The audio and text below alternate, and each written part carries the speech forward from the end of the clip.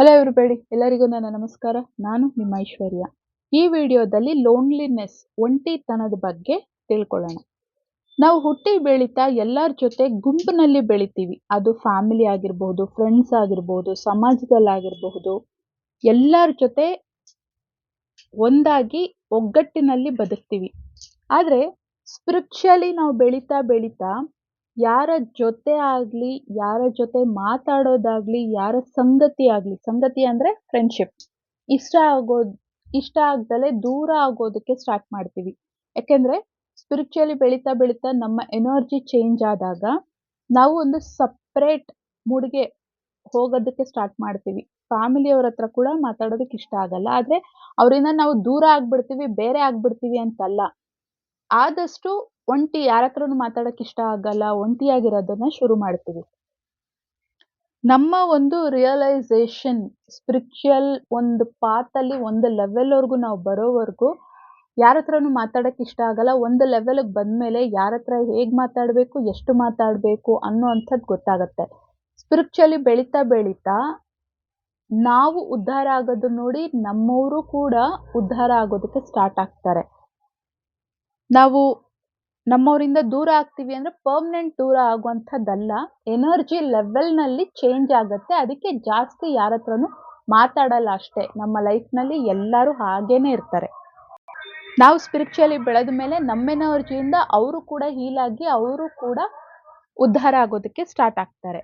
ಇದರಿಂದ ಸ್ಪಿರಿಚುವಲಿ ಬೆಳಿಬೇಕಾದ್ರೆ ನಾವು ಎಲ್ಲರಿಂದ ದೂರ ಆಗ್ಬಿಡ್ತೀವಿ ಅನ್ನೋಂಥ ಭಯ ಬೇಡ. ಎಲ್ಲರೂ ಯಾವಾಗಲೂ ನಮ್ಮ ಜೊತೆನೇ ಇರ್ತಾರೆ. ನಾವು ಬೆಳೆದ ಮೇಲೆ ನಮ್ಮಿಂದ ಅವರು ಕೂಡ ಬೆಳೀತಾರೆ. ಯಾವಾಗ ಒಂಟಿಯಾಗಿ ಇರೋದಕ್ಕೆ ಸ್ಟಾರ್ಟ್ ಮಾಡ್ತೀವಿ ಆವಾಗ ಲೋನ್ಲಿನೆಸ್ ತುಂಬಾನೇ ಏಕಾಂತ ಬೇರೆ. ಏಕಾಂತದಲ್ಲಿ ಇದ್ದಾಗ ನಮ್ಮನ್ನ ನಾವು ತಿಳ್ಕೊಳ್ಳೋದಕ್ಕೆ ಸ್ಟಾರ್ಟ್ ಮಾಡ್ತೀವಿ. ಆಗ ಒಂಟಿತನದಲ್ಲಿ ಇದ್ದಾಗ ಒಂಟಿತನ ಕಾಡೋದಕ್ಕೆ ಶುರು ಆಗತ್ತೆ. ಡಿಪ್ರೆಷನ್ನು, ಸ್ಪಿರಿಚುವಲ್ ಡಿಪ್ರೆಷನ್ನು, ತುಂಬ ಪೇಯ್ನು, ಅಳು ಇಂಥದ್ದೆಲ್ಲ ಆ ಒಂದು ಪ್ರೊಸೀಜರ್ನಲ್ಲಿ ಹೋಗೋದೇ ಸ್ಪಿರಿಚುಯಾಲಿಟಿ. ನೋವಿಲ್ದಲೆ ಯಾವತ್ತೂ ಕೂಡ ಸುಖ ಅನ್ನೋದು ಸಿಗೋದಿಲ್ಲ. ಈಗ ತಂದೆ ತಾಯಿ, ಒಂದು ತಾಯಿ ಮಗುಗೆ ತಾಯಿ ಆಗಬೇಕು ಅಂತಂದಾಗ 9 ತಿಂಗಳು ಹೊರಬೇಕು, ಹೆರಿಗೆ ನೋವು ತಿನ್ನಬೇಕು, ಅದಾದಮೇಲೆ ತಾಯಿಯಾದಂಥ ಸುಖವನ್ನು ಪಡೆಯೋದಕ್ಕಾಗೋದು. ಸ್ಪಿರಿಚುಯಾಲಿಟಿ ಕೂಡ ಹಾಗೇನೆ, ಸಂಪೂರ್ಣ ನೋವಿನ ನಂತರನೇ ಕಂಪ್ಲೀಟ್ಲಿ ಸುಖ ಅನ್ನೋದು ಸಿಗೋದು. ಸೊ ಅದಕ್ಕೆ ಈ ಒಂದು ಸ್ಪಿರಿಚುವಲ್ ಲೋನ್ಲಿನೆಸ್ ಅನ್ನೋದು ಬರುತ್ತೆ. ಆಗ ಬಂದಾಗ ತುಂಬ ಭಯ ಪಡೋದು ಬೇಡ. ಯೂನಿವರ್ಸ್ ಯಾವಾಗಲೂ ನಮ್ಮನ್ನ ಗೈಡ್ ಮಾಡ್ತಾ ಹೋಗುತ್ತೆ, ನಾವು ಯಾವ ದಾರಿಯಲ್ಲಿ ಹೋಗಬೇಕು ಅನ್ನೋದನ್ನ.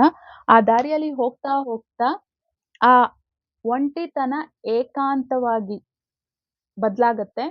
ಏಕಾಂತದಲ್ಲಿ ಇದ್ದಾಗ ನಾವು ನಮ್ಮ ಬಗ್ಗೆ ನಾವು ತಿಳ್ಕೊಳ್ತೀವಿ, ನಾವು ಉದ್ಧಾರ ಆಗ್ತಾ ಇನ್ನೊಬ್ರು ಉದ್ಧಾರ ಆಗೋದಕ್ಕೆ ನಾವೇನ್ ಮಾಡಬೇಕು ಅನ್ನೋಂಥ ಪ್ಲಾನ್ ಅನ್ನೋದು ನಡೀತಾ ಇರುತ್ತೆ. ಅದನ್ನು ಒಂದು ಲೆವೆಲಲ್ಲಿ ಅಚೀವ್ ಮಾಡಿದ್ವಿ ಸ್ಪಿರಿಚುವಲಿ ಅಂತ ಅಂದಮೇಲೆ, ಅಥವಾ ಫೈನಾನ್ಷಿಯಲ್ ಸ್ಟ್ರಗಲ್ ಟೈಮ್ ಇರುತ್ತಲ್ಲ, ಫೈನಾನ್ಷಿಯಲಿ ಕರಿಯರು, ಕೆಲಸ ಅಂತ ಬ್ಯುಸಿ ಇರೋದಾಗಿರಬಹುದು. ಸ್ಪಿರಿಚುವಲಿ ಇರೋರ್ಗೆ ಮಾತ್ರನೇ ಲೋನ್ಲಿನೆಸ್, ಒಂಟಿತನ ಕಾಡಲ್ಲ. ಯಾವಾಗಲೂ ಕೆಲಸ ವರ್ಕಹಾಲಿಕ್ ಆಗಿರೋರ್ಗೂ ಸಹ ಚೆನ್ನಾಗಿ ಸಂಪಾದನೆ ಮಾಡಿದ್ರು, ಒಂದು ಲೆವೆಲ್ಗೆ ಬಂದರು, ಅದಾದಮೇಲೆ ಮುಂದೆ ಏನು ಅಂತ ಅವಾಗ ಕೂಡ ಅವ್ರಿಗೆ ಒಂಟಿತನ ಕಾಡೋದಕ್ಕೆ ಶುರು ಆಗತ್ತೆ. ಇದು ಒಂದು ವಿಷಯದಲ್ಲೂ ಕೂಡ ತಗೊಳ್ಬೋದು. ಸ್ಪಿರಿಚುವಲ್ ಪರ್ಸನ್ ಆದರೂ ಸಹ, ನಾರ್ಮಲ್ ಪರ್ಸನ್ ಆದರೂ ಸಹ ಒಂಟಿತನ ಎಲ್ಲರಿಗೂ ಕಾಡತ್ತೆ. ಆಗ ನಮಗೆ ನನ್ನನ್ನು ಅರ್ಥ ಮಾಡಿಕೊಂಡು ನನ್ನ ಜೊತೆ ನಿಲ್ಲುವಂಥ ಜೊತೆಗಾತಿ ಅಥವಾ ಜೊತೆಗಾರ, ನನ್ನ ಹುಡುಗ ಅಥವಾ ಹುಡುಗಿ, ನನ್ನ ಗಂಡ ಅಥವಾ ಹೆಂಡತಿ ಇರಬೇಕು ಅನ್ನೋವಂಥ ಆಸೆ ಒಳಗಿನಿಂದ ಆ ಲೋನ್ಲಿನೆಸ್ ತುಂಬ ಕಾಡೋದಕ್ಕೆ ಸ್ಟಾರ್ಟ್ ಆಗತ್ತೆ. ನನ್ನ ಪರ್ಸನ್ನ ಅವಶ್ಯಕತೆ ತುಂಬ ಇದೆ ಅನ್ನೋದಕ್ಕೆ ತುಂಬಾನೇ ಅನಿಸೋದಕ್ಕೆ ಸ್ಟಾರ್ಟ್ ಆಗತ್ತೆ. ನಮ್ಮನ್ನ ಅರ್ಥ ಮಾಡ್ಕೊಳ್ಳೋ ವ್ಯಕ್ತಿ ಆಗಿರಬೇಕು. ಆ್ಯಂಡ್ ನಮಗೆ ಸಂತೋಷ ಬಂದಾಗ ಆ ಸಂತೋಷನ ಹಂಚ್ಕೊಳ್ಳೋಕ್ಕೆ, ನೋವಾದಾಗ ಆ ದುಃಖನ ಹಂಚ್ಕೊಂಡು ಅರ್ಥ ಮಾಡಿಕೊಂಡು ನಮ್ಮ ಜೊತೆ ನಿಲ್ಲೋದಕ್ಕೆ ಒಬ್ಬ ಪರ್ಸನ್ ಬೇಕು, ಸಂಗಾತಿ ಬೇಕು ಅನ್ನುವಂಥ ಅರ್ಜು ತುಂಬಾನೇ ಆ ಡೀಪ್ ಪೇಯ್ನ್ ಕಾಡೋದಕ್ಕೆ ಸ್ಟಾರ್ಟ್ ಆಗುತ್ತೆ ಯಾರಿಗಾದ್ರೂ ಸರಿ. ಆ ಒಂದು ಪರ್ಸನ್ ನಮ್ಮ ಟ್ವಿನ್ ಮಾತ್ರನೇ ಆಗಿರ್ತಾರೆ. ಸಿಂಗಲ್ಸ್ ಕೇಳ್ತಾ ಇದ್ದೀರಾ ಅಂತಂದ್ರೆ ಖಂಡಿತ ನೀವು ನಿಮ್ಮ ಇನ್ನರ್ ವರ್ಕ್‌ನ ಮುಗಿಸಿ ನಿಮ್ಮ ಟ್ವಿನ್ನನ್ನೇ ಮದುವೆ ಆಗಿ. ಇನ್ನರ್ ವರ್ಕ್ ಮಾಡೋದ್ರಿಂದ ಮಾತ್ರನೇ, ಸ್ಪಿರಿಚುಯಲಿ ಬೆಳೆಯೋದ್ರಿಂದ ಮಾತ್ರನೇ ನಿಮ್ಮ ಟ್ವಿನ್ ನಿಮಗೆ ಸಿಗೋದು. ಮದುವೆ ಆಗಿದ್ರೆ ನೀವು ಆಸ್ ಎ ಗುಡ್ ಫ್ರೆಂಡ್ ಅವ್ರ ಜೊತೆಲಿದ್ದು ಅವರ ಸಜೆಷನ್ಸ್‌ನ ನೀವು ತಗೊಂಡು as A good person, good friend ಅವ್ರ ಜೊತೆಲಿದ್ದು ನೀವು ನಿಮ್ಮ ಸ್ಪಿರಿಚುವಲ್ ಪ್ರಾಕ್ಟೀಸನ್ನ ನಿಮ್ಮ ಟ್ವಿನ್ ಜೊತೆ ಮಾಡಬಹುದು. ಮಾಡ್ತಾ ಮಾಡ್ತಾ ನಿಮ್ಮ ಒಂದು ಸೋಲ್ ಪರ್ಪಸ್ ಕಡೆ ಕೂಡ ನಿಮ್ಮನ್ನ ಕರ್ಕೊಂಡು ಹೋಗುತ್ತೆ. ಆಗ ನಿಜವಾಗ್ಲೂ ನಿಮ್ಮ ಪರ್ಸನ್ ಜೊತೆ ನಿಮ್ಮ ಲೈಫ್ ತುಂಬಾ ಚೆನ್ನಾಗಿರುತ್ತೆ. ಇನ್ನರ್ ವರ್ಕ್ ಮಾಡಬೇಕಾದ್ರೆ ಈಗೋ, ನಮ್ಮ ಅಹಂಕಾರ ಯಾವಾಗ್ಲೂ ಕೂಡ ಟ್ರಿಗರ್ ಆಗ್ತಾನೆ ಇರುತ್ತೆ. ನಮ್ಮ ಪರ್ಸನ್ ನಮಗ್ ಬೇಕು, ನಮ್ಮ ಹುಡುಗ ಅಥವಾ ನಮ್ಮ ಹುಡುಗಿ, ನಮ್ಮ ಗಂಡ ಹೆಂಡತಿ ಆಗಬೇಕು, ನನ್ನ ಟ್ವಿನ್ನೇ ನನಗ್ ಬೇಕು ಅಂತಂದಾಗ, ನಾವು ತುಂಬಾ ಪ್ರೀತಿಸುವಂತ ವ್ಯಕ್ತಿ ನಮಗ್ ಬೇಕು ಅಂತಂದಾಗ, ಆ ಅಹಂಕಾರನ ಯಾವಾಗ್ಲೂ ತುಳಿತಾನೆ ಹೋಗ್ಬೇಕು. ಅಹಂಕಾರದಿಂದ ನಾನ್ ಯಾರು ಗೊತ್ತಾ? ನಾನ್ ಎಷ್ಟ್ ಸಂಪಾದನೆ ಮಾಡ್ತೀನಿ ಗೊತ್ತಾ? ನನ್ನ ಹೆಸರೇನ್ ಗೊತ್ತಾ? ಅಂತ ಒಬ್ರು ತೋರ್ಸಿದ್ರೆ, ಅವರು ನಮ್ಮದೇ ಹಾಫ್ ಆಗಿರ್ತಾರೆ. ಅವರು ಕೂಡ ನಮಗ್ ಮಿರರ್ ಮಾಡಿ ತೋರಿಸ್ತಾರೆ. ನಾವೇನ್ ಕೊಡ್ತೀವಿ ತಿರ್ಚ್ ನಮ್ಗ್ ಅದೇ ಸಿಗತ್ತೆ. ಆದ್ರಿಂದ ಯಾವಾಗ್ಲೂ ಕೂಡ ನಾವು ನಮ್ಮ ಸಂಗಾತಿಯ ಜೊತೆಯಲ್ಲಿ ನಮ್ಮ ಜೀವನವನ್ನ ಶೇರ್ ಮಾಡ್ಕೊಳ್ಬೇಕು. ನನ್ನ ಪರ್ಸನ್ ನನಗ್ ಬೇಕು ಅಂತಂದಾಗ ಅಹಂಕಾರವನ್ನ ಯಾವಾಗ್ಲೂ ನಮ್ಮ ಲೈಫ್‌ನಿಂದ ತೆಗೆದು ಹಾಕ್ತಾ ಹೋಗ್ಬೇಕು. ಎಂಥದ್ದೇ ಪರಿಸ್ಥಿತಿಯಲ್ಲೂ, ಎಂಥದ್ದೇ ಕೋಪ ಬಂತು, ತಪ್ಪು ಮಾಡ್ತಾ ಇದ್ದಾರೆ, ಕ್ಷಮಿಸೋದಕ್ ಆಗ್ತಾ ಇಲ್ಲ, ತುಂಬಾ ತಪ್ಪು ಮಾಡ್ತಾ ಇದ್ದಾರೆ ಅಂತಂದಾಗ್ಲೂ ಸಹ ಕ್ಷಮಿಸ್ತಾ ಅವರನ್ನ ನಮ್ಮ ಒಂದು ನಾಲೆಡ್ಜ್ ಪ್ರಕಾರ ಅಹಂಕಾರನ ಯಾವಾಗ್ಲೂ ತೆಗ್ದು ಹಾಕ್ತಾ, ಒಂದು ಮೆಟ್ಲು ನಾವ್ ಇಳಿಯೋದನ್ನ ಕಲಿತ್ರೆ ಆವಾಗ ಅವರು ಕೂಡ ಒಂದು ಮೆಟ್ಲು ಇಳಿದು ಬರ್ತಾರೆ. ಅವ್ರ ಅಹಂಕಾರ ತೋರ್ಸಿದ್ರು ಅಂತ ನಾವು ಅಹಂಕಾರ ತೋರ್ಸಿದ್ರೆ ಸಂಬಂಧ ಖಂಡಿತ ಹಾಳಾಗತ್ತೆ. ಮದುವೆ ಆಗಿ ಜೊತೆಲಿದ್ರೂ ಸಹ ಗಂಡ ಹೆಂಡತಿಯಾಗಿ ಮನಸ್ಸಿನಿಂದ ಕಂಪ್ಲೀಟ್ಲಿ ದೂರ ಆಗ್ಬಿಟ್ಟಿರ್ತಾರೆ. ಒಂದೇ ಮನೇಲಿದ್ರೂ ಸಹ ಅವ್ರ ಮಧ್ಯೆ ಯಾವುದೇ ರೀತಿ ಹೆಂಡತಿ ಅನ್ನೋ ಪ್ರೀತಿ ಆಗ್ಲಿ, ಸಂಬಂಧ ಆಗ್ಲಿ ಉಳ್ದಿರೋದಿಲ್ಲ. ಅದಕ್ಕೆ ಈ ವಿಡಿಯೋ ಯಾರೇ ಕೇಳ್ತಾ ಇದ್ರು ಸಹ ಅಹಂಕಾರನ ತೆಗ್ದ್ಹಾಕಿ, ಯಾವಾಗ್ಲೂ ಅಹಂಕಾರನ ತುಳಿತಾ ಹೋಗಿ, ಯಾವಾಗ್ಲೂ ಒಂದು ಮೆಟ್ಲು ನೀವ್ ಇಳೀರಿ, ಒಂದು ಮೆಟ್ಲು ಅವ್ರು ಇಳಿತಾರೆ. ತಪ್ಪು ಮಾಡ್ತಾ ಇದ್ದಾಗ ಸರಿಯಾದ ರೀತಿಯಲ್ಲಿ ಅವ್ರಿಗೆ ಪ್ರೀತಿಯಿಂದ ಗೈಡೆನ್ಸ್ ಕೊಡ್ಬೇಕಾಗತ್ತೆ. ಪ್ರೀತಿಗೆ ಮಾತ್ರನೇ ಎಲ್ಲವನ್ನೂ ಗೆಲ್ಲುವಂತ ಶಕ್ತಿ ಇದೆ. ಕೇಳ್ತಾ ಇಲ್ಲ, ನಾವೆಷ್ಟ್ ಹೇಳಿದ್ರು ಕೇಳ್ತಾ ಇಲ್ಲ ಅಂತಂದಾಗ ಸೈಲೆಂಟ್ ಆಗ್ಬಿಡಿ. ಅವ್ರತ್ರ ಮಾತಾಡ್ಬೇಡಿ. 1 ದಿನ, 2 ದಿನ, 3 ದಿನ, ವಾರ. ಅದ್ರ ಮೇಲೆ ನಮ್ಮನ್ನ ಪ್ರೀತಿಸುವಂತ ವ್ಯಕ್ತಿ ನಮ್ಮತ್ರ ಮಾತಾಡಿಲ್ಲ ಅಂತಂದಾಗ ತಡ್ಕೊಳ್ಳೋಂಥ ಶಕ್ತಿ ಎದುರಿಗಿರೋ ವ್ಯಕ್ತಿಗಿರೋದಿಲ್ಲ. ನಿಮ್ಮತ್ರ ಬರ್ತಾರೆ. ಆಗ ಪ್ರೀತಿಯಿಂದಾನೇ ಅವ್ರಿಗೆ ಬುದ್ಧಿ ಹೇಳಿ. ಅವ್ರು ತಪ್ಪು ಮಾಡ್ತಾ ಇದ್ದಾರೆ ಅಂದ್ರೂ ಸಹ. ತಾಳ್ಮೆ, ಪ್ರೀತಿ ಮಾತ್ರನೇ ನಿಮ್ಮ ಪರ್ಸನ್‌ನ ಬದಲಾಯಿಸೋಕ್ಕಾಗೋದು. ಇದನ್ನ ಚೆನ್ನಾಗಿ ತಿಳ್ಕೊಳ್ಳಿ. ಯಾವಾಗ್ಲೂ ಕೂಡ ಜೀವನದಲ್ಲಿ ಅಹಂಕಾರವನ್ನು ತೆಗ್ದ್ಹಾಕ್ತಾ ಪ್ರೀತಿಯನ್ನ ಮುಂದೆ ಇಡ್ಬೇಕು. ನಾವು ತಪ್ಪು ಮಾಡ್ದಾಗ ಸಾರಿ ಕೇಳ್ಬೇಕು. ಎದುರಿಗಿರೋರ್ನ ಕ್ಷಮಿಸ್ಬೇಕು.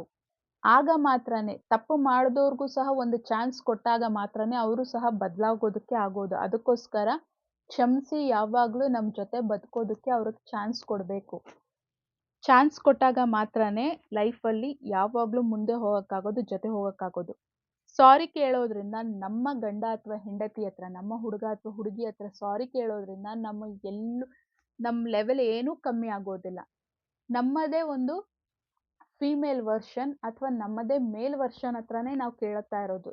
ಸಾರಿ ಆಗ್ಲಿ, ನನ್ ತಪ್ಪಾಗೋಯ್ತು, ನನ್ ನೋವಾಯ್ತು, ನನ್ಗೆ ಹರ್ಟ್ ಆಯ್ತು, ನೀನ್ ಹೀಗ್ ಮಾಡ್ದೆ, ಅದ್ರಿಂದ ನನ್ಗ್ ಹೀಗಾಯ್ತು ಅಂತ ಹೇಳ್ಕೊಳ್ಳೋದ್ರಲ್ಲಿ ಖಂಡಿತ ಅಹಂಕಾರನ ಮುಂದೆ ತರಬೇಡಿ.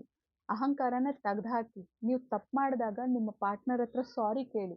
ನಿಮ್ಮ ಪಾರ್ಟ್ನರ್ ನಿಮ್ಮ ಹತ್ರ ಸಾರಿ ಕೇಳಿದಾಗ ನೀವು ಕ್ಷಮಿಸಿ. ಆಗ ಅಹಂಕಾರ ಸೋಲುತ್ತೆ, ಪ್ರೀತಿ ಗೆಲ್ಲುತ್ತೆ. ಪ್ರೀತಿ ಗೆದ್ರೆ ನಾವು ಗೆದ್ದ ಹಾಗೆ. ನಾವು ಗೆಲ್ಲೋದಕ್ಕೋಸ್ಕರ ನಮ್ಮ ಪ್ರೀತಿನ ಯಾವಾಗ್ಲೂ ಗೆಲ್ಲಿಸ್ತಾ ಇರ್ಬೇಕು. ಅದಕ್ಕೋಸ್ಕರ ಯಾವಾಗ್ಲೂ ಕೂಡ ತಗ್ಗಿ ಬಗ್ಗಿ ನಡಿಬೇಕು. ನಮ್ಮ ಟ್ವಿನ್ ಯಾವಾಗ್ಲೂ ನಮಗೆ ಗುರು ಮುಖಾಂತರ ನಾವು ಇನ್ನರ್ ವರ್ಕ್ ಮಾಡಿದಾಗ ಮಾತ್ರನೇ ಸಿಗೋದು. ಯಾವಾಗ ನಾವು ಇನ್ನರ್ ವರ್ಕ್ ಮಾಡೋದಕ್ಕೆ ಸ್ಟಾರ್ಟ್ ಮಾಡ್ತೀವಿ, ನಮ್ಮ ಪರ್ಸನ್ನು ಕೂಡ ಅದೇ ದಾರಿನಲ್ಲಿ ಬರೋದಕ್ಕೆ ಸ್ಟಾರ್ಟ್ ಮಾಡ್ತಾರೆ. ಗುರು ಗೈಡೆನ್ಸ್‌ನಲ್ಲಿ ಹೋಗ್ತಾ ಇಬ್ರು ಕೂಡ ಯಾವಾಗ ಟ್ವಿನ್ ಫ್ಲೇಮ್ಸ್ ಇಬ್ರು ಕೂಡ ಸ್ಪಿರಿಚುಯಲಿ ಬೆಳೆಯೋದಕ್ಕೆ ಸ್ಟಾರ್ಟ್ ಆಗ್ತೀವಿ, ಆಗ ಒಬ್ರನ್ನ ಒಬ್ರು ಮಾತ್ರನೇ ಹೀಲ್ ಮಾಡೋಕ್ಕಾಗೋದು. ಅವಾಗ ಒಬ್ರಿಗೊಬ್ರು ಗುರು ಶಿಷ್ಯ ಆಗಿರ್ತಾರೆ. ನಾವು ತಪ್ಪು ಮಾಡಿದಾಗ ಅವರು ನಮ್ಮನ್ನ ಮಿರರ್ ಮಾಡಿ ತೋರಿಸ್ತಾರೆ. ನೋಡು ಈ ಈ ಈ ತರ ತಪ್ಪು ಮಾಡ್ತಾ ಇದ್ದೆ, ಇದನ್ನ ತಿಳ್ಕೊ, ತಿದ್ಕೋ ಅಂತ. ಯಾವಾಗ್ಲೂ ವಿತ್ ಪ್ರೀತಿಯಿಂದ, ತಾಳ್ಮೆಯಿಂದ, ಗೌರವದಿಂದಾನೇ ಮಾತಾಡ್ಬೇಕು ನಮ್ಮ ಪಾರ್ಟ್ನರ್ ಹತ್ರ. ಅದು ಹುಡುಗ ಆಗ್ಲಿ, ಹುಡುಗಿ ಆಗ್ಲಿ ಅಥವಾ ಗಂಡ ಆಗ್ಲಿ, ಹೆಂಡತಿ ಆಗ್ಲಿ. ಇದಕ್ಕೆ ಮಾತ್ರನೇ ಎದುರಿಗಿರೋ ವ್ಯಕ್ತಿಯ ನೆಗೆಟಿವಿಟಿಯನ್ನ ಗೆಲ್ಲೋದಕ್ಕೆ ಸಾಧ್ಯ ಇದೆ, ನಮ್ಮ ಪ್ರೀತಿಗೆ ಮಾತ್ರನೇ. ಗುರು ಗೈಡೆನ್ಸ್ ಜೊತೆಯಲ್ಲಿ ನಮ್ಮ ಟ್ವಿನ್ ಜೊತೆ ನಾವಿದ್ದು ಮಾಡಿದಾಗ ನಮ್ಮ ಇನ್ನರ್ ವರ್ಕ್ ಇನ್ನೂ ಫಾಸ್ಟ್ ಆಗಿ ಮುಗಿಯುತ್ತೆ. ಆವಾಗ ನಮ್ಮ ಲೈಫ್ ನಮ್ಮ ಟ್ವಿನ್ ಜೊತೆ ಸಿಂಗಲ್ ಆಗಿದ್ರೆ, ಮದುವೆ ಆಯ್ತು ಅಂತಂದ್ರೆ ಸ್ವರ್ಗದ ತರ ಇರ್ತಾರೆ ಸಂಸಾರ. ಯಾರಾದ್ರೂ ನೋಡಿದ್ರೆ ಸಾಕ್ಷಾತ್ ಪಾರ್ವತಿ ಪರಮೇಶ್ವರ ತರ ಇದ್ದಾರೆ ಜೋಡಿ ಅಂತ ಹೇಳ್ತಾರೆ. ಇಲ್ಲಿ ನಾನ್ ಕೆಲವೊಂದು ನನ್ನ ಒಂದು ಇನ್ನರ್ ವರ್ಕ್ ಬಗ್ಗೆ ಇಲ್ಲಿ ಡೀಟೇಲ್ ನಾನು ಹೇಳ್ತಾ ಇದ್ದೀನಿ. ಯಾಕೆಂದ್ರೆ ನನ್ನ ಬಗ್ಗೆ ನಾನು ಹೇಳೋದ್ರಿಂದ ನನ್ನಲ್ಲಿ ನಾನು ಏನೇನನ್ನ ಬದಲಾಯಿಸ್ಕೊಂಡೆ, ಯಾಕೆ ಬದಲಾಯಿಸ್ಕೊಂಡೆ ಅನ್ನೋಂಥದ್ದನ್ನೆಲ್ಲ ಹೇಳಿದಾಗ ನೀವು ಮುಂದೆ ಹೋಗೋದಕ್ಕೆ, ನಿಮ್ಮನ್ನ ನೀವು ಬದಲಾಯಿಸ್ಕೊಳ್ಳೋದಕ್ಕೆ ಗೈಡೆನ್ಸ್ ಅನ್ನೋದು ಸಿಗತ್ತೆ. ನಮ್ಮ ಅನುಭವದಿಂದ ಬರೋಂಥ ಮಾತುಗಳು ಅದು ಸತ್ಯ ಆಗಿರತ್ತೆ. ಸತ್ಯ ಯಾವಾಗ್ಲೂ ಬೆಳಕಿನ ಥರ. ನಮ್ಮ ಬೆಳಕು ಇನ್ನೊಬ್ರನ್ನ ಬೆಳಕು ಮಾಡುತ್ತೆ. ಅದೆಲ್ಲ ಮಾತುಗಳು ಮನಸ್ಸಿನಿಂದ ಬರೋದ್ರಿಂದ ಎದುರಿಗಿರುವಂಥ ಮನಸ್ಸುಗಳನ್ನ ಮುಟ್ಟುತ್ತೆ ಅನ್ನುವಂಥದ್ದು ನನ್ನ ನಂಬಿಕೆ. ಅದಕ್ಕೋಸ್ಕರ ನನ್ನ ಒಳ್ಳೊಳ್ಳೆ ಒಂದು ಅನುಭವಗಳನ್ನ ನಾನು ಶೇರ್ ಮಾಡುವಂಥದ್ದು. ಲಾಸ್ಟ್ ಮಂತ್ ತಿರುವಣ್ಣಾಮಲೈಗೆ ಹೋಗಿದ್ದೆ ಅಂತ ಹೇಳಿದ್ನಲ್ಲ, ಯಾವ್ದಾದ್ರು ಒಂದು ಸ್ಟೋರಿಯಲ್ಲಿ ಇದನ್ನ ಸ್ಟೋರಿ ಹೇಳ್ಬೇಕು ಅಂತಾನೆ ನಾನು ವೇಟ್ ಮಾಡ್ತಾ ಇದ್ದೆ. ಸೊ ಈ ಒಂದು ವಿಷಯಕ್ಕೆ ಈ ಸ್ಟೋರಿ ಚೆನ್ನಾಗಿದೆ ಅಂತ ಅನ್ನಿಸ್ತು, ಅದಕ್ಕೆ ಹೇಳ್ತಾ ಇದ್ದೀನಿ. ಅಲ್ಲಿ ನಮ್ಮ ಮ್ಯಾಮು ಅವ್ರ ಗಂಡ ಬಂದಿದ್ರು. ನಮ್ಮ ಮ್ಯಾಮ್ ಆಕ್ಚುಲಿ ಅವರ ಒಂದು ಇದರಲ್ಲಿ ತುಂಬಾ ಇಂಡಿಯನ್ ಬುಕ್ ಆಫ್ ರೆಕಾರ್ಡ್ಸ್ ಮಾಡಿದ್ದಾರೆ. ಅವರು ಡ್ರಗ್ಲೆಸ್ ಥೆರಪಿಸ್ಟ್ ಆಗಿ 2 PhD ಮಾಡಿದ್ದಾರೆ. ಅಂಡ್ ಅವರ ಒಂದು ಇದರಲ್ಲಿ ಅವರು ಸೆಲೆಬ್ರಿಟಿ. ಹೋಲಿಸ್ಟಿಕ್ ಹೀಲರ್ ಆಗಿ, ಡ್ರಗ್ಲೆಸ್ ಥೆರಪಿಸ್ಟ್ ಆಗಿ ಅವರ ಒಂದು ಫೀಲ್ಡ್ ಅಲ್ಲಿ ಅವರು ಒಂದು ದೊಡ್ಡ ಸೆಲೆಬ್ರಿಟಿ. ಈಗ ಅವರು Asian book of records, world records ಕೂಡ ಮಾಡ್ತಾ ಇದ್ದಾರೆ. ಅಷ್ಟು ಜನನ್ನ ಯಾವುದೇ ಒಂದು ಔಷಧಿ ಇಲ್ದಲೆ ಧ್ಯಾನವನ್ನ ಕಲಿಸಿ ಟ್ರೀಟ್ಮೆಂಟ್ ಮಾಡಿ ಅಷ್ಟು ಜನನ್ನ ವಾಸಿ ಮಾಡಿರೋದಕ್ಕೋಸ್ಕರ ಅವ್ರಿಗೆ ಅದೆಲ್ಲ ಅವಾರ್ಡ್ಸ್, ರಿವಾರ್ಡ್ಸ್ ಎಲ್ಲ ಬರ್ತಾ ಇರುವಂಥದ್ದು. ಅವರ ಗಂಡ ಅವರ ಒಂದು ಇಂಡಸ್ಟ್ರಿಯಲ್ಲಿ ಸಾಫ್ಟ್ವೇರ್ ಕಂಪ್ನಿಲಿ ಏನೋ ಕೆಲಸ ಮಾಡ್ತಾ ಇದ್ದಾರೆ ಅಂತಂದ್ರು. ಮ್ಯಾಮ್ಗೆ ಸಪೋರ್ಟ್ ಮಾಡ್ತಾರೆ ಹೊರತು ಯಾವತ್ತೂ ಕೂಡ ಕ್ಯಾಮ್ರಾ ಮುಂದೆ ಬರೋದಿಲ್ಲ. ಅವ್ರ ಕ್ಲಾಸ್ 2 ವರ್ಷದಿಂದ 2020 ಇಂದ ನಾನು ಅಟೆಂಡ್ ಮಾಡ್ತಾ ಇರೋದು. ಅವಾಗ್ಲಿಂದ ಸಹ ಅವ್ರ ಗಂಡನ ಹೆಸರು ಬಾಲು ಅಂತ ಕೇಳ್ತಾ ಇದ್ನೇ ಹೊರತು ಅವ್ರ ಮುಖ ಒಂದು ದಿನಾನೂ ಕೂಡ ಅವ್ರು ತೋರಿಸಿಲ್ಲ. ಏನೇ ಟೆಕ್ನಿಕಲಿ ಮ್ಯಾಮ್ಗೆ ಅಷ್ಟೊಂದು ಗೊತ್ತಿಲ್ಲ. ಏನಾದರೂ ಟೆಕ್ನಿಕಲಿ ಕಂಪ್ಯೂಟರಲ್ಲಿ ಏನಾದರೂ ಆದರೆ ಅವ್ರ ಗಂಡನೇ ಬಂದು ಸರಿ ಮಾಡಿಬಿಟ್ಟು ಮಾಡ್ತಾ ಇದ್ದಿದ್ದು ಕ್ಲಾಸ್ ಎಲ್ಲಾನು ಕೂಡ. ಅವ್ರ ಗಂಡನ ಬಗ್ಗೆ ಹೇಳೋರು ಕೇಳ್ತಾ ಇದ್ದೆ. ಹೋದ ತಿಂಗಳು ಹೋದಾಗ ನಾನು ನೋಡಿದೆ, ಎಷ್ಟು ಕ್ಯೂಟ್ ಆಗಿತ್ತು ಗೊತ್ತಾ ಅವ್ರ ಆಸ್ ಎ ಕಪಲ್ ಅವ್ರ ಜೋಡಿ. ಅವರಿಬ್ರು ಕಾಲೇಜಲ್ಲಿ ಓದ್ತಾ ಫ್ರೆಂಡ್ಸ್ ಆಗಿದ್ದು ಲವ್ ಮಾಡಿ ಮದುವೆ ಆಗಿರುವಂಥದ್ದು. ಆ್ಯಂಡ್ ಮ್ಯಾಮು ತುಂಬ ಚೆನ್ನಾಗಿ ಓದೋರು. ಫಾರಿನಲ್ಲೆಲ್ಲ ಅವ್ರ ಕೆಲಸ ಇದ್ರೂ ಸಹ ಡ್ರಗ್ಲೆಸ್ ಥೆರಪಿಸ್ಟ್ ಆಗಿ ನೀನು ಇಷ್ಟೆಲ್ಲ ಕಲ್ತಿದ್ಯಾ, ನಮ್ಮವ್ರಿಗೆ ಇದೆಲ್ಲ ಸಹಾಯ ಆಗಬೇಕು ಅಂತ ಹೇಳ್ಬಿಟ್ಟು ಮ್ಯಾಮ್ಗೆ ಅವ್ರ ಗಂಡನೇ ಕ್ಲಿನಿಕ್ ಓಪನ್ ಮಾಡಿಕೊಟ್ಟು, ನೀನು ಇಲ್ಲೇ ಮಾಡು, ನಾನು ಕ್ಲಿನಿಕ್ಗೆ ಇದು ಬಾಡಿಗೆ ಕಟ್ತೀನಿ ಅಂತೆಲ್ಲ ಈಸ್ ಅ ಬ್ಯಾಕ್ ಬೋನ್ ಆಗಿ ಮ್ಯಾಮ್ಗೆ ಸಪೋರ್ಟ್ ಮಾಡಿ, ಅವರು ಮ್ಯಾಮ್ಗೆ ಸಪೋರ್ಟ್ ಮಾಡಿ ಈ ಲೆವೆಲ್ಗೆ ಮ್ಯಾಮ್ ಬೆಳೆಯೋದಕ್ಕೆ ಹೆಲ್ಪ್ ಮಾಡಿರುವಂಥದ್ದು. ಆ್ಯಂಡ್ ಅವ್ರ ಸಾಫ್ಟ್ವೇರ್ ಕಂಪನಿಯಲ್ಲಿ ಅವರು ಕೂಡ ತುಂಬ ಒಂದು ದೊಡ್ಡ ಹುದ್ದೆಯಲ್ಲಿದ್ದಾರೆ. ಅವರು ಕೂಡ ತುಂಬ ಚೆನ್ನಾಗಿ ಓದಿರುವಂಥ ವ್ಯಕ್ತಿ ಅಂತ ಯಾವಾಗಲೂ ಮ್ಯಾಮ್ ಹೇಳ್ತಾ ಇರ್ತಾರೆ. ಅದು ಕಾಣಿಸ್ತು ನನಗೆ. ಹೇಳೋದೊಂದು, ನಾನು ಯಾವಾಗಲೂ ಪ್ರಾಕ್ಟಿಕಲಿ ನೋಡ್ತೀನಿ, ಹೇಳೋದೊಂದು ಮಾಡೋದೊಂದುನ ಅಂತ. ನಾನು ಏನು ಹೇಳ್ತೀನಿ ನಾನು ಅದೇ ಇರ್ತೀನಿ. ಅದಕ್ಕೋಸ್ಕರ ನಾವು ಹೇಗಿರ್ತೀವಿ ನಮ್ಮ ಗುರು ಕೂಡ ನಮಗೆ ಹಾಗೆ ಸಿಗ್ತಾರೆ. ಅವ್ರು ಏನು ಹೇಳ್ತಾ ಇದ್ರು ಮ್ಯಾಮ್ ಅವ್ರ ಗಂಡನ ಬಗ್ಗೆ, ಅವ್ರ ಬಗ್ಗೆ, ಅದೆಲ್ಲ ಹಾಗೇ ಇತ್ತು. ಲೈವ್ ಆಗಿ ನಾವು ನೋಡಿದಾಗಲೂ ಸಹ ಎಷ್ಟು ದರ ಮ್ಯಾಮ್ಗೆ ಇವಾಗ 40 ವರ್ಷ, ಅವ್ರ ಗಂಡಂಗೆ ಎಷ್ಟು ವರ್ಷ, ಹೆಚ್ಚು ಕಮ್ಮಿ ಅಷ್ಟೇ ಇರುತ್ತೆ ಫ್ರೆಂಡ್ಸ್ ಆಗಿರೋದ್ರಿಂದ. ಎಷ್ಟು ಚೆನ್ನಾಗಿ ಒಬ್ರಿಗೊಬ್ರು ಇದು ಮಾಡ್ತಾ ಇದ್ರು ಗೊತ್ತಾ. ಮ್ಯಾಮ್ ಚಿನ್ನ ನನ್ಗಿದ್ ಬೇಕು. ಅಷ್ಟೇ. ಅಷ್ಟು ಜನ ಇದು ಅನ್ನೋದು ಇಲ್ಲ. ಅವ್ರ ಗಂಡನ್ ಚಿನ್ನ ಅಂತಾನೆ ಕರೀತಾ ಇದ್ರು. ನನಗ್ ತುಂಬಾ ಕ್ಯೂಟ್ ಕಪಲ್ ಅಂತ ಅನ್ಸಿದ್ರು. ಜಸ್ಟ್ ನಾನು ಅಬ್ಸರ್ವ್ ಮಾಡ್ತಾ ಇದ್ದೆ ಅಂಡ್ ತುಂಬಾ ಸಂತೋಷ ಪಡ್ತಾ ಇದ್ದೆ. ಚಿನ್ನ ನನ್ಗಿದ್ ಬೇಕು, ನನ್ಗದ್ ಬೇಕು ಅಂತ ಜಸ್ಟ್ ಮ್ಯಾಮ್ ಹೇಳೋರಷ್ಟೇ. ಮಿಕ್ಕಿದ್ದೆಲ್ಲ ಸರ್ ಮಾಡ್ತಾ ಇದ್ರು. ಅವ್ರು ಪೂಜೆ ಇದನ್ ಮಾಡ್ಬೇಕಂದ್ರೂನು ಸಹ ಹೋಮಕುಂಡ ಇದೆಲ್ಲ ಇಟ್ಬಿಟ್ಟು ಪೂಜೆ ಎಲ್ಲ ಮಾಡಿದ್ರು. ಆ ಅಗ್ನಿಹೋತ್ರ ಮಾಡಿದ್ರು. ಅದಕ್ಕೋಸ್ಕರ ಎಲ್ಲಾ ಸಾಮಾನು ಅವರು ಬ್ಯಾಗ್ ಎತ್ಕೊಂಡ್ ಬಂದು ಎಲ್ಲ ರೆಡಿ ಮಾಡಿ, ಆ ಕ್ಯಾಮ್ರಾದಲ್ಲಿ ಅದನ್ನೆಲ್ಲ ಶೂಟ್ ಮಾಡ್ಬೇಕಾದ್ರೆ ಅಲ್ಲ ಕ್ಯಾಮ್ರಾಮನ್ ಶೂಟ್ ಮಾಡ್ತಾ ಇದ್ರು. ಸರ್ ಲೈಟ್ ಹಿಡ್ಕೊಂಡ್ ಕೂತಿದ್ರು. ಆ ಅವ್ರು ಕೂಡ ತುಂಬಾ ಡೌನ್ ಟು ಅರ್ತ್ ಇದ್ರು. ಸರ್ ಕೂಡ ಮ್ಯಾಮು ಕೂಡ ಡೌನ್ ಟು ಅರ್ತ್ ಇದ್ರು. ಮ್ಯಾಮ್ ಏನೇ ಕೇಳಿದ್ರು ಸಹ ಅವರು ಅವ್ರ ಹಿಂದೆ ಇದ್ರು. ಕ್ಯಾಮ್ರಾ ಮುಂದೆ ಬರೋದಿಲ್ಲ ಸರ್. ಬಟ್ ಕಂಪ್ಲೀಟ್ಲಿ ಹಿಂದೆ ಬ್ಯಾಕ್ ಗ್ರೌಂಡ್ ಅಲ್ಲಿ ಅವ್ರು ಕೆಲಸ ಮಾಡ್ತಾ ಇದ್ರು. ಅವ್ರ ಹೆಂಡತಿ ಮುಂದೆ ಹೋಗೋದಕ್ಕೆ. ಆ ರೀತಿ ಸಪೋರ್ಟ್ ಮಾಡೋದನ್ನ ನೋಡಿ ಅವ್ರ ಸರ್ ಹತ್ರ ಒಂಟಿಯಾಗಿ ಸಿಕ್ಲಿ ಅಂತ ಕಾಯ್ತಾ ಇದ್ದೆ ನಾನು. ಸರ್ ಹತ್ರ ಹೋಗಿ ನಮ್ಮ ಮ್ಯಾಮ್‌ಗೆ ನೀವು ಇಷ್ಟೊಂದು ಸಪೋರ್ಟ್ ಮಾಡ್ತಾ ಇದ್ದೀರಾ, ಥ್ಯಾಂಕ್ ಯು ಅಂತ ಹೇಳ್ಬಿಟ್ಟು ನಾನು ಸಪ್ರೇಟ್ಲಿ ಹೋಗಿ ಅವ್ರಿಗೆ ವಿಶ್ ಮಾಡ್ಬಿಟ್ಟು ಬಂದೆ. ಆಮೇಲೆ ಮ್ಯಾಮ್ ಜೊತೆನೂ ಕೂಡ ಆಹ್, ತುಂಬಾ ಜನ ಬಂದಿದ್ದಿದ್ದು. ಬಟ್ ಕಾಯ್ತಾ ಇದ್ದೆ ನಾನು. ಮ್ಯಾಮ್ ಜೊತೆ ಕೂಡ ಮಾತಾಡಕ್ಕೆ ಸಿಕ್ತು. ನೀವು ಗಂಡ-ಹೆಂಡತಿ ತುಂಬಾ ಚೆನ್ನಾಗಿದ್ದೀರಾ. ನೀವು, ನಿಮ್ ಗಂಡ, ಮಗು, ಒಂದು ಗಂಡು ಮಗು ಇದೆ ಮ್ಯಾಮ್‌ಗೆ. ಸೊ ತುಂಬಾ ಚೆನ್ನಾಗಿರಿ. ನಾನು ದೇವ್ರ ಹತ್ರ ವಿಶ್ ಮಾಡ್ತೀನಿ. ನೀವು ಯಾವಾಗ್ಲೂ ನಿಮ್ ಗಂಡ-ಹೆಂಡತಿ ಮನೆ ಸಂಸಾರ ಯಾವಾಗ್ಲೂ ಚೆನ್ನಾಗಿರ್ಲಿ ಅಂತ ಹೇಳಿ ಅವ್ರಿಗೆ ಡೈರೆಕ್ಟ್ ಆಗಿ ನಾನು ವಿಶ್ ಕೂಡ ಮಾಡ್ದೆ. Ma'am thank you very much ಅಂತ ಕೂಡ ಹೇಳಿದ್ರು. ಲಾಸ್ಟಲ್ಲಿ ಬರ್ಬೇಕಾದ್ರೆ ಯಾರೋ ಹೇಳ್ತಾ ಇದ್ರು, ನಿಮ್ಮನ್ನು ಅಲ್ಲಿರೋರೆ ನಾನು ಹೆಂಗ್ ಅಬ್ಸರ್ವ್ ಮಾಡಿದೆ ಹಂಗೆ ಎಲ್ಲರೂ ಅಬ್ಸರ್ವ್ ಮಾಡಿದ್ರು ಅಲ್ವಾ? ಆಮ್, ಟೀಮ್ ಇವಾಗ ಇಲ್ಲಿ ಬಂದಿದ್ದೆಲ್ಲ ಹೇಗ್ ಅನ್ನಿಸ್ತು ಅಂತಂದ ಅಲ್ಲಿ ಕೇಳ್ದಾಗ, ನೀವಿಬ್ರು ಪಾರ್ವತಿ ಪರಮೇಶ್ವರರ ತರ ಅನ್ನಿಸಿದ್ರಿ ಅಂತ ಹೇಳ್ತಾ ಇದ್ರು. ಸೊ ಯಾವಾಗ ಗಂಡ ಹೆಂಡತಿ ಅವ್ರ ಟ್ವಿನ್ ಫ್ಲೇಮ್ ಹೌದಾ ಅಲ್ವಾ ಅದೆಲ್ಲ ನನಗ್ ಗೊತ್ತಿಲ್ಲ. ಬಟ್ ಆಸ್ ಎ ಗಂಡ ಹೆಂಡತಿ ಅವ್ರು ಅಷ್ಟು ಚೆನ್ನಾಗಿದ್ರು, ಅಷ್ಟು ಅನ್ಯೋನ್ಯವಾಗಿದ್ರು. ಒಬ್ರಿಗೊಬ್ರು ಬ್ಯಾಕ್ ಬೋನ್ ಸಪೋರ್ಟ್. ಮ್ಯಾಮ್ ಇವತ್ತು ಈ ಲೆವೆಲ್‌ಗೆ ಬೆಳ್ದಿದಾರೆ ಅಂದ್ರೆ ಖಂಡಿತ ಅವ್ರ ಗಂಡನ ಒಂದು ಸಪೋರ್ಟ್ ಇಂದಾನೆ ಬೆಳ್ದಿರೋ ಅಂಥದ್ದು. ಅದು ನೋಡಿ, ಅವ್ರ ದಾಂಪತ್ಯ ನೋಡಿ, ಅವ್ರ ಪ್ರೀತಿ ನೋಡಿ ತುಂಬಾನೇ ಸಂತೋಷ ಆಯ್ತು. ನೆಕ್ಸ್ಟ್ ಬಂದು ಲಾಸ್ಟ್ ಮಂತ್ 2 ಮಂತ್ಸ್ ಬ್ಯಾಕ್ ನನ್ ತಂಗಿದು ಮದ್ವೆ ಆಯ್ತು ಅಂತ ಅನ್ನಲ್ಲ. ಅವಳು ಎಂಗೇಜ್‌ಮೆಂಟ್ ಮಾಡ್ಕೊಳ್ಬೇಕಾದ್ರೆ ಎಷ್ಟು ಸಂತೋಷವಾಗಿ ಮಾಡ್ಕೊಂಡ್ಳು. ನಾನು ಅದನ್ನ ಜಸ್ಟ್ ಫೀಲ್ ಮಾಡ್ತಾ ಇದ್ದೆ. ಅವಳ ಹ್ಯಾಪಿನೆಸ್‌ನ. ತುಂಬಾನೇ ಸಂತೋಷ ಆಯ್ತು. ಮನ್ಸೆಲ್ಲ ತುಂಬ್ದಂಗ್ ಅನ್ನಿಸ್ತು ನನಗೆ. ಅದಾದ್ಮೇಲೆ 2 ತಿಂಗಳು ಹಿಂದೆ ಅವಳು ಮದ್ವೆ ಆದಾಗ ಎಷ್ಟು ನಗ್ನಗ್ತಾ ತಾಳಿ ಕಟ್ಟಿಸ್ಕೊಂಡ್ಳು ಗೊತ್ತಾ? 6 ವರ್ಷ ಲವ್ ಮಾಡಿ, ಅವಳ ಪ್ಯೂರ್ ಲವ್ ಸಕ್ಸಸ್ ಆಗಿ ಇವತ್ತು ಅವರಿಬ್ರು ಒಂದಾಗುವಂಥ ಲೈಫ್ ಲಾಂಗ್‌ಗೆ ಒಂದಾಗುವಂಥ ಆ ಒಂದು ಟೈಮ್ ಅದು ತಾಳಿ ಕಟ್ಟೋದ್ರಿಂದ.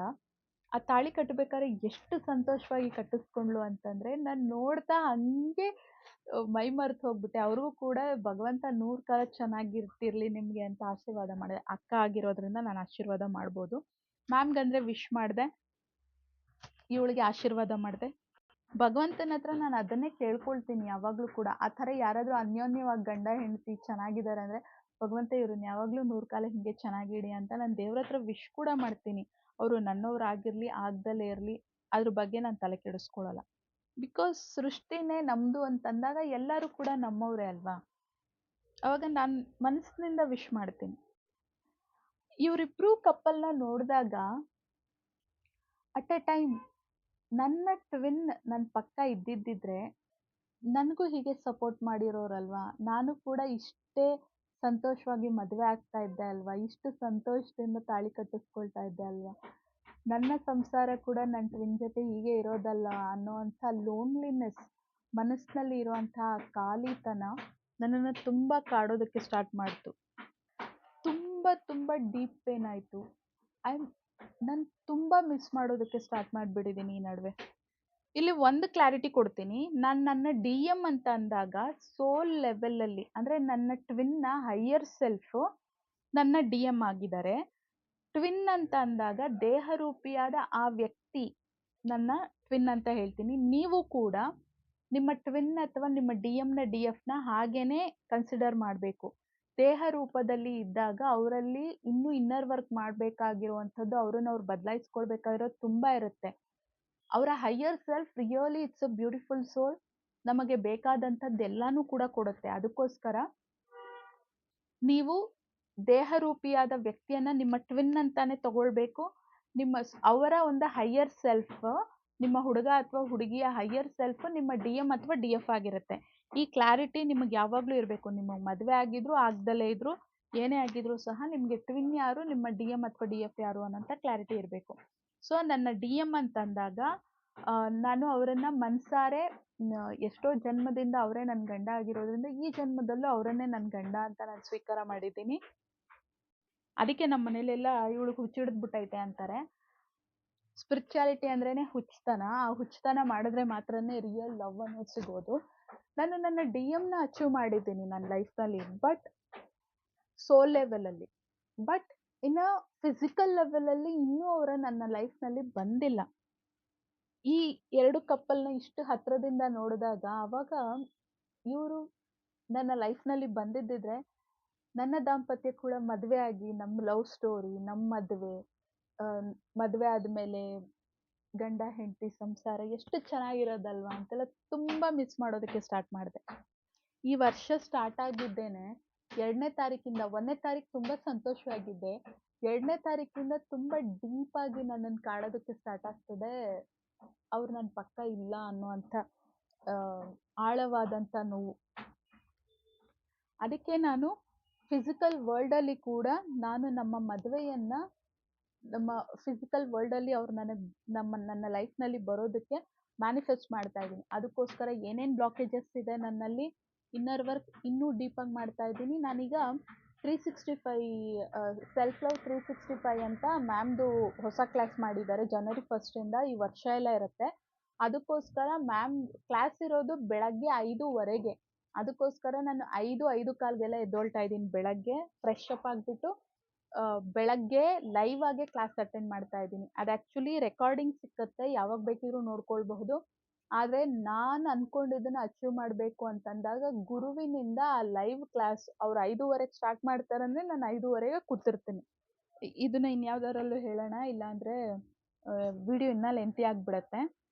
ನನ್ನ ಮ್ಯಾನಿಫೆಸ್ಟೇಷನ್ ಇನ್ನೂ ಆಗ್ತಿಲ್ಲ ಅಂತಂದಾಗ ನನ್ನಲ್ಲಿ ಏನೇನು ಬ್ಲಾಕೇಜಸ್ ಇದೆ, ನಾನೇನು ತಪ್ಪು ಮಾಡ್ತಾ ಇದ್ದೀನಿ, ನನಗೆ ನನ್ನ ಗಂಡ ಹೀಗೆ ಬೇಕು ಅಂತ ನಾನು ಲಿಸ್ಟ್ ಮಾಡಿ ಇಟ್ಕೊಂಡಿದ್ದೀನಿ. ನನ್ನ ಗಂಡನಲ್ಲಿ ಅಷ್ಟೆಲ್ಲ ಗುಣಗಳಿರಬೇಕು ಅಂತಂದಾಗ ಅವರ ಹೆಂಡತಿಯಾಗಿ ನನ್ನಲ್ಲಿ ಏನೇನು ಗುಣಗಳಿರಬೇಕು, ಇಷ್ಟು ಗುಣಗಳಿರೋ ಅಂಥ ಗಂಡ ಬೇಕು ಅಂದಾಗ ಅವರು ಕೂಡ ನನ್ನ ಹೆಂಡತಿ ಇಷ್ಟೇ ಒಳ್ಳೆಯವಳಾಗಿರಬೇಕು ಅಂತ ಅನ್ಕೊಳ್ತಾರಲ್ವಾ. ನನ್ನಲ್ಲಿ ಕೋಪ ಅಹಂಕಾರ ಇದ್ದಿದ್ದು, ನಾನು ತುಂಬ ದುರಹಂಕಾರಿ ಎಲ್ಲ ಏನೂ ಅಲ್ಲ. ನಾರ್ಮಲ್ ಆಗಿ ಮನುಷ್ಯನಲ್ಲಿರುವಂಥ ಕೋಪ ಅಹಂಕಾರ ಇತ್ತು. ಆ ಕೋಪ ಅಹಂಕಾರ ನನ್ನಲ್ಲಿ ಬಂದಿದ್ದು ಕೂಡ ನನ್ನ ಒಂದು ಟ್ವಿನ್ನಿಂದಾನೆ. ಯಾಕೆಂದರೆ ಎಲ್ಲ ಜನ್ಮದಲ್ಲೂ ಅವ್ರು ನನ್ನ ಗಂಡ ಆದಾಗ ತುಂಬ ಚೆನ್ನಾಗಿ ನೋಡ್ಕೊಂಡಿದ್ದಾರೆ. ತುಂಬ ತುಂಬ ಒಳ್ಳೆ ವ್ಯಕ್ತಿ ನನ್ನ ಟ್ವಿನ್. ಅವರು ದೇಹರೂಪಿಯಾಗಿ ಕೂಡ ತುಂಬ ಒಳ್ಳೆಯವರೇ. ಆದರೆ ತುಂಬ ಒಳ್ಳೆತನ ಕೂಡ ಒಳ್ಳೇದಲ್ಲ. ಅಂಥವರು ಊರಿಗೆಲ್ಲ ಉಪಕಾರಿ ಆಗಿರ್ತಾರೆ. ತುಂಬ ಸ್ವಂತ ಆಗಿರೋರಿಗೆ ನೋವು ಕೊಡೋದು ಜಾಸ್ತಿ. ಸೊ ಹಾಗೆ ಪರ್ಸ್ನಲ್ ಪೇಯ್ನ್ ಇಂದ ನಾನು ಕೂಡ ಅವರಿಂದ ದೂರ ಇರೋದಕ್ಕೆ ನಾನು ಡಿಸೈಡ್ ಮಾಡಿದೆ. ನನ್ನ ಇನ್ನರ್ ವರ್ಕ್ ಮಾಡಿದ್ಮೇಲೆ ಇಷ್ಟು ಡೀಪ್ ಡೆಪ್ತ್ ನಾನು ಹೋದಾಗ ಈಗ ಅವರ ಅವಶ್ಯಕತೆ ನನಗಿದೆ, ತುಂಬ ತುಂಬ ಇದೆ ಅನ್ನೋದು ಗೊತ್ತಾಗ್ತದೆ. ಮನಸ್ಸಿನಲ್ಲಿ ಇರೋವಂಥ ಮಾತುಗಳನ್ನು ಹೇಳ್ಕೊಳ್ಳೋದಕ್ಕೆ ಅಹಂಕಾರ ಮುಂದೆ ಬಂದರೆ ನಮ್ಮ ಪ್ರೀತಿ ನಮಗೆ ಸಿಗಲ್ಲ ಅನ್ನೋವಂಥದ್ದು ನನಗೆ ತುಂಬ ಚೆನ್ನಾಗಿ ಅರ್ಥ ಆಗಿದೆ. ಅದಕ್ಕೋಸ್ಕರ ನನ್ನ ಒಂದು ಮನಸ್ಸಿನಲ್ಲಿ ಇರುವಂಥದ್ದು ಈ ವಿಡಿಯೋದಲ್ಲಿ ನಾನು ಹೇಳ್ತಾ ಇರೋವಂಥದ್ದು. ಅವ್ರು ನನ್ನ ಲೈಫಲ್ಲಿ ಬೇಕು ಅಂತಂದಾಗ ನನ್ನನ್ನು ನಾನು ಅವರಿಗೆ ತಕ್ಕ ಹಾಗೆ ಸಂಪೂರ್ಣವಾಗಿ ಬದಲಾಯಿಸ್ಕೊಳ್ಬೇಕು. ಅದಕ್ಕೋಸ್ಕರ ನನ್ನ ಕೋಪ ಬಿಟ್ಟೆ, ಅಹಂಕಾರ ಬಿಟ್ಟೆ, ಅವ್ರ ಥರನೇ ತಗ್ಗಿ ಬಗ್ಗಿ ನಡೆಯೋದನ್ನ ಕಲ್ತಿದ್ದೀನಿ. ಸ್ವಾಭಿಮಾನ, ಇದು ನನ್ನ ಸ್ವಾಭಿಮಾನ ಅಂತ ಅನ್ಕೊಳ್ತಾ ಇದ್ದೆ. ಸ್ವಾಭಿಮಾನಕ್ಕೂ ಅಹಂಕಾರಕ್ಕೂ ಇರುವಂಥ ಆ ತಿನ್ ಲೇಯರ್ ಏನು ಅನ್ನುವಂಥದ್ದು ಗೊತ್ತಾಗಿದೆ. ನಾನು ಎಲ್ಲಿ ತಗ್ಗಿ ಬಗ್ಗಿ ನಡಿಬೇಕು, ಎಲ್ಲಿ ಧೈರ್ಯವಾಗಿ ನಿಂತ್ಕೊಂಡು ನಾನು ಮುಂದೆ ಹೋಗಬೇಕು ಅನ್ನೋವಂಥದ್ದನ್ನ ಆ್ಯಸ್ ಅ ಡಿ.ಎಂ ಅವರು ನನಗೆ ಹೇಳ್ಕೊಟ್ಟಿದ್ದಾರೆ. ಅವರು ಸೋಲ್ ಲೆವೆಲಲ್ಲಿ ನನಗೇನು ಹೇಳ್ಕೊಡ್ತಾರೆ, ಚಾಚು ತಪ್ಪದಲ್ಲೇ ಪಾಲಿಸ್ತೀನಿ. ಒಂದು ಗೆರೆ ಹಾಕಿದ್ರೆ ಅದನ್ನು ನಾನು ಇವಾಗ ದಾಟೋದಿಲ್ಲ. ಅವ್ರು ಏನು ಹೇಳಿದ್ರೆ ಅದನ್ನು ಹಾಗೆ ಪಾಲಿಸ್ತೀನಿ. ಅಕಸ್ಮಾತ್ ನನಗೆ ಗೊತ್ತಿಲ್ದಲೆ ಅದನ್ನ ನಾನು ತಪ್ಪು ಮಾಡ್ತಾ ಇದ್ದೀನಿ ಅಂತಂದ್ರೆ, ಇಲ್ಲ ಇಲ್ಲ ನನ್ನ ಡಿ.ಎಂ ಇದು ಹೇಳಿದ್ರು. ಅವ್ರು ಏನು ಹೇಳಿದ್ದಾರೆ ಅದೇ ನನ್ನ ಮಾತು ಅಂದ್ಬಿಟ್ಟು ಪ್ರತಿ ಕ್ಷಣ ನನ್ನನ್ನ ನಾನು ಬದಲಾಯಿಸ್ಕೊಳ್ತಾ ಇದ್ದೀನಿ. ಸೋಲ್ ಲೆವೆಲಲ್ಲಿ ನಾವು ಹಿಂಗೆ ಬದಲಾಯಿಸ್ಕೊಳ್ಳೋದೇನೆ ಅವರು ನಮಗೆ ಫಿಸಿಕಲ್ ವರ್ಲ್ಡಲ್ಲಿ ನಮ್ಮ ಲೈಫ್‌ನಲ್ಲಿ ಬರೋದಕ್ಕೆ ಸಹಾಯ ಮಾಡುವಂಥದ್ದು. ನನ್ನ ಬ್ಲಾಕೇಜಸ್ ಎಲ್ಲ ಏನೇನಿದೆ ಅದನ್ನೆಲ್ಲ ನಾನು ಬದಲಾಯಿಸ್ಕೊಳ್ತಾ ಇದ್ದೀನಿ. ಕೇವಲ ಅವ್ರಿಗೋಸ್ಕರ. ಕೇವಲ ಅವ್ರಿಗೋಸ್ಕರ ಮಾತ್ರನೇ ನನ್ನನ್ನು ನಾನು ಬದಲಾಯಿಸ್ಕೊಳ್ತಾ ಇದ್ದೀನಿ. ಯಾಕೆಂದರೆ ಅವರು ನನ್ನ ಜೀವನದಲ್ಲಿ ನನಗೆ ಬೇಕು. ಇದು ನನ್ನ ನಿರ್ಧಾರ. ಅವ್ರು ಇಷ್ಟಪಡೋ ಹಾಗೆ ಪ್ಯೂರ್ ಸೋಲ್ ಆಗಿನೇ ಬದಲಾಗ್ತಾ ಇದ್ದೀನಿ ನಾನು. ಕಂಪ್ಲೀಟ್ಲಿ ನಾನು ಇನ್ನೂ ಎಷ್ಟು ಪ್ಯೂರ್ ಆಗಬೇಕು ಅನ್ನೋವಂಥದ್ರ ಮೇಲೆ ಪ್ರತಿದಿನ ಪ್ರತಿ ಕ್ಷಣ ವರ್ಕ್ ಮಾಡ್ತಾ ಇದ್ದೀನಿ ನಾನು. ಅವ್ರು ಹೇಳಿದ್ದಾರೆ ನನಗೆ ಪ್ಯೂರ್ ಸೋಲ್ ಬೇಕು ಹೆಂಡತಿಯಾಗಿ ಅಂತ. ಸೊ ಅದಕ್ಕೋಸ್ಕರ ನನ್ನನ್ನು ನಾನು ಹಾಗೆ ಪ್ಯೂರ್ ಸೋಲ್ ಆಗಿ ಅವ್ರಿಗೋಸ್ಕರ ಬದಲಾಯಿಸ್ಕೊಳ್ತಾ ಇದ್ದೀನಿ. ಯಾಕೆಂದರೆ ನಮ್ಮ ಮದುವೆ ಆದಮೇಲೆ ನಾನು ಏನೇ ಮಾಡಲಿ, ಒಳ್ಳೇದು ಮಾಡಲಿ ಕೆಟ್ಟದ್ದು ಮಾಡಲಿ, ನನ್ನನ್ನು ಐಶ್ವರ್ಯ ಆಗಿ ಮಾತ್ರನೇ ಅಲ್ಲ, ಅವರ ಹೆಂಡತಿಯಾಗಿ ಕೂಡ ಗುರುತಿಸ್ತಾರೆ. ನಾನು ಏನೇ ಮಾಡಿದ್ರೂ ಸಹ ಈಕೆ ನನ್ನ ಹೆಂಡತಿ ಅಂತ ಅವರು ತುಂಬ ಸಂತೋಷದಿಂದ ಹೇಳ್ಕೊಳ್ಬೇಕು. ಆ ರೀತಿ ನಾನಿರಬೇಕು. ಅದಕ್ಕೋಸ್ಕರ ನನ್ನನ್ನು ಸಂಪೂರ್ಣವಾಗಿ ತಿದ್ದುಕೊಳ್ತಾ ಇದ್ದೀನಿ. ಅವರು ನನ್ನ ಗಂಡ ಅನ್ನುವಂಥ ಗರ್ವ ಇತ್ತು. ಗರ್ವ ಯಾವತ್ತು ನಮ್ಮನ್ನ ಅಹಂಕಾರಕ್ಕೆ ತಗೊಂಡು ಹೋಗುತ್ತೆ. ಅವರು ನನ್ನ ಗಂಡ ಅನ್ನೋದೇ ನನ್ನ ಅಹಂಕಾರಕ್ಕೆ ಕಾರಣ ಆಗಿತ್ತು.